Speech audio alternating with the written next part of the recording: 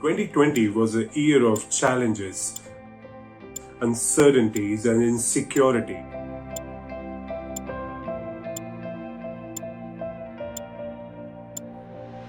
But 2020 was also a year of new learnings, evolved relationships, and compassionate hearts.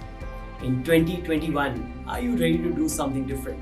For 2021, let us shift our focus from logic of the mind to magic of your heart.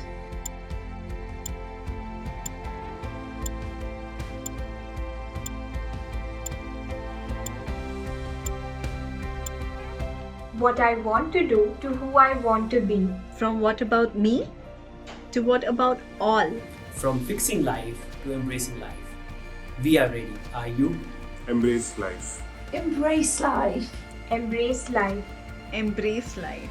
Embrace life. Embrace life. Embrace life. Embrace life. Embrace life.